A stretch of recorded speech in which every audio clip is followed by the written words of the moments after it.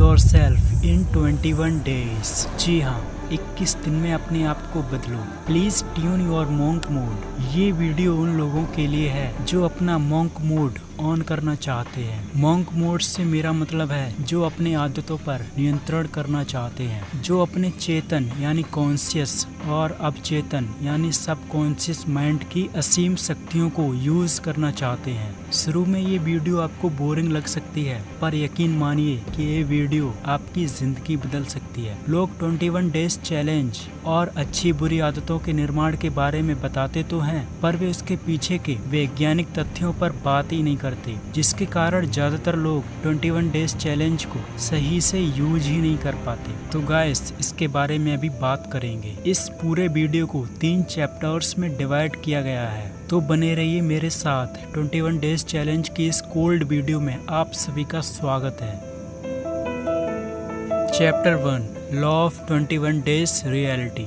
21 दिन का नियम एक पॉपुलर कॉन्सेप्ट है जो कहता है कि एक नई हैबिट को डेवलप करने के लिए 21 दिन लगते हैं। यह 1960 में एक प्लास्टिक सर्जन डॉक्टर मैक्सवेल मेल्ट्ज ने ऑब्जर्व किया कि उनके पेशेंट्स को अपने नए रूप यानी सर्जरी के बाद बदले हुए चेहरे को एडॉप्ट करने में 21 दिन लगते हैं। उन्होंने अपनी किताब साइको साइबरनेटिक्स में ये थ्योरी दी कि किसी भी नई आदत या व्यवहार को बदलने में या बनाने में 21 दिन लगते हैं। साथ ही अगर हम मनोवैज्ञानिक या साइकोलॉजी के आधार पर देखें तो न्यूरोप्लास्टिसिटी एक ऐसी कंसेप्ट है जो कहती है कि हमारा ब्रेन फ्लेक्सिबल है। ये एक ही चीज को बार बार प्रैक्टिस करने से अपने आप को बदल सकता है। एक नई हैबिट को लगातार करने से ब्रेन में नए न्यूरॉन कनेक्शंस बनते हैं जो पुराने हैबिट्स को रिप्लेस कर देते हैं नई हैबिट्स के साथ। डॉक्टर मेल्ट्ज के ऑब्जर्वेशन में साइकोलॉजिकल अडॉप्टेशन को होने में भी समय लगता है। यहाँ हमारे कॉन्शियस और सबकॉन्शियस माइंड को इस नए बदलाव को एडॉप्ट करने में 21 दिन ही लगते हैं। इसके बाद ही हम अपने नए आदत को एकदम नेचुरली और एफर्टलेसली फॉलो करने लगते हैं। 22वें दिन वह आदत अपने आप होने लग जाती है। चैप्टर 2, आदत निर्माण का विज्ञान। किसी भी आदत की फॉर्मेशन के लिए एक सिंपल और बेसिक साइकिल होता है।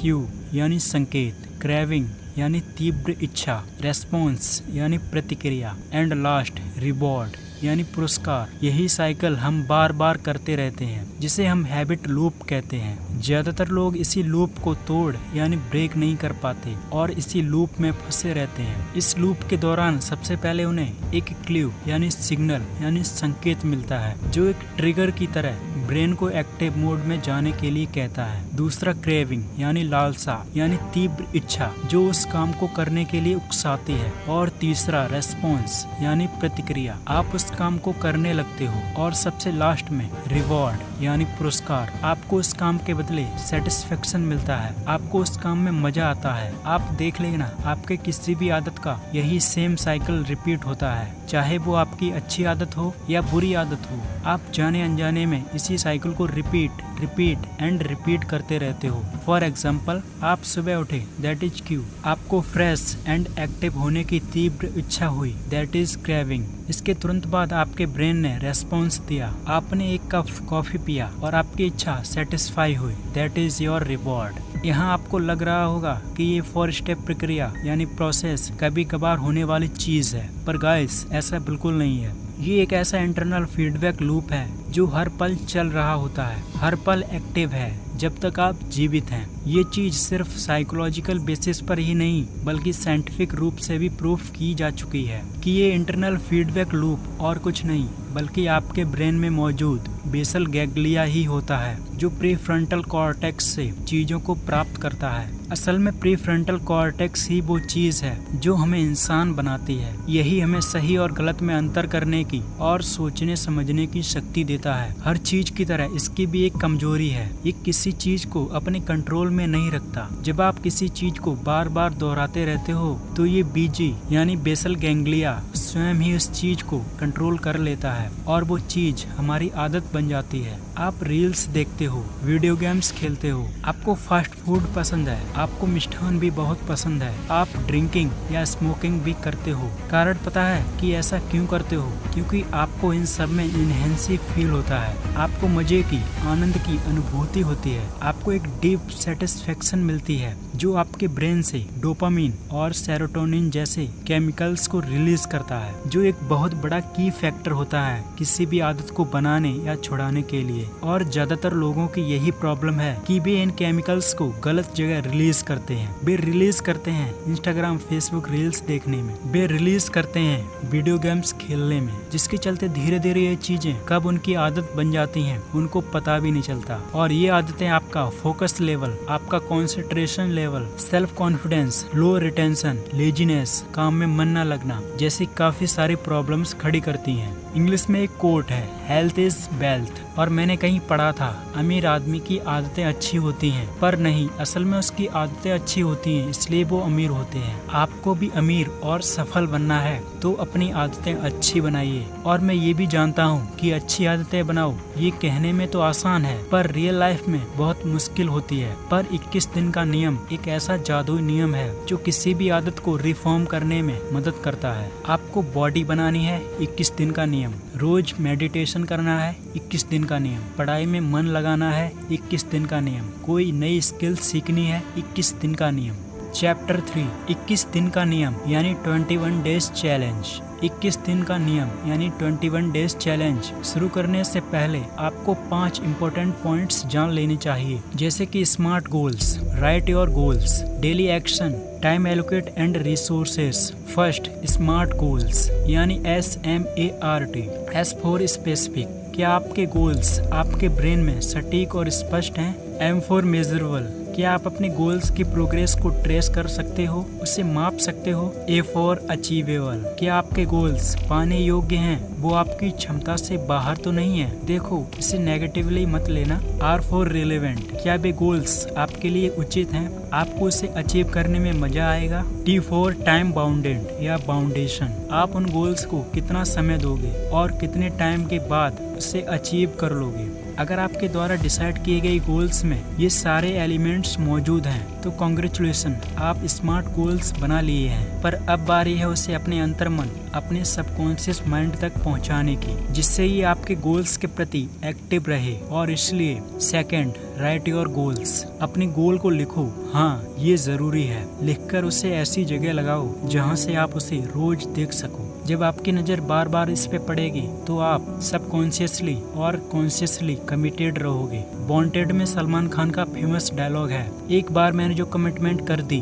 उसके बाद मैं खुद की भी नहीं सुनता। बस ऐसा ही कमिटमेंट आपका सबकॉन्शियस माइंड आपको देता रहेगा। थर्ड, डेली एक्शन, आपने एक गोल बना लिया और उसे लिखकर अपने सामने भी रखते हो, तो अब बारी है उस पे एक्शन लेने की। खाना कितना भी स्वादिष्ट क्यों ना हो, पेट में तभी जाएगा जब आप उसे हाथ से तोड़ के मुंह में डालोगे। सेम इसी तरह अपने डिसाइड किए गए स्मार्ट गोल को हकीकत में बदलने के लिए उस पे डेली एक्शन लो और उसे पूरा भी करो। इसके लिए आपको टू डू लिस्ट बना लेनी चाहिए। फोर्थ, टाइम एलोकेट, अपने एक्शन टाइम को फिक्स रखो। मान लो आपका डेली एक्शन है कि मैं डेली इस पर्टिकुलर किताब के 10 पेजेस पढ़ूंगा या पढ़ूंगी। किताब पढ़ने का समय आपने सुबह या शाम को 7 बजे रखा, तो आपको कोशिश यही करनी चाहिए कि आप उसी स्पेसिफिक टाइम पर 7 बजे किताब पढ़ने बैठ जाएं। हाँ, किसी और काम के कारण 1-2 मिनट देरी हो जाए, इतना तो चलता है, पर नियमितता, कंसिस्टेंसी बनी रहनी चाहिए। इससे आपकी नॉलेज तो बढ़ेगी ही, साथ ही साथ डिसिप्लिन और फोकस जैसे एलिमेंट भी डेवलप होंगे।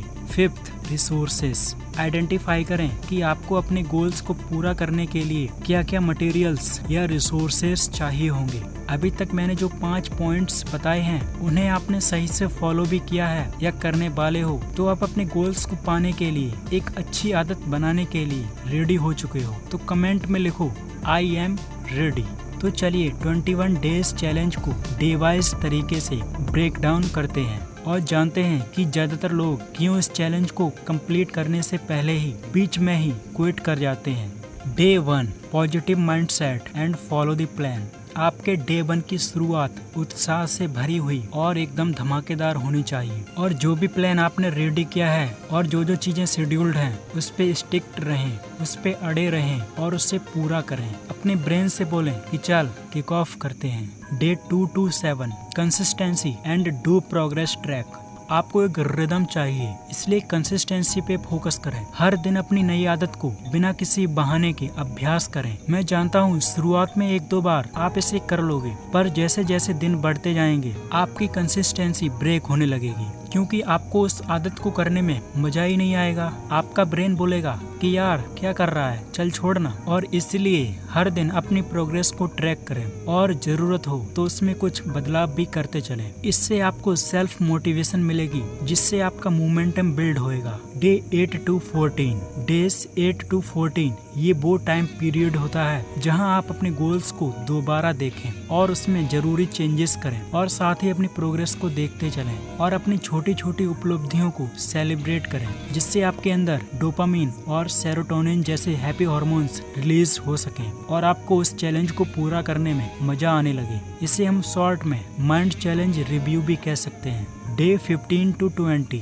Reinforcement and motivation maintenance. अपने चैलेंज को दृढ़ और फोकस करें, क्योंकि यही वो गोल्डन पीरियड होता है जहां पे आके आपके पुराने आदत और नई आदत के बीच भयंकर युद्ध चल रहा होता है। यहीं पर आकर ज्यादातर लोग अपने अपने चैलेंजेस को क्विट कर देते हैं। यहाँ आपको हाई लेवल मोटिवेशन और डेडिकेशन मेंटेन करना होगा, जो आपकी नई हैबिट को, आपकी नई आदत को फाइनल पुश देगा और आपकी इच्छा शक्ति को स्ट्रॉन्ग करेगा। Day 21 accomplishment celebration.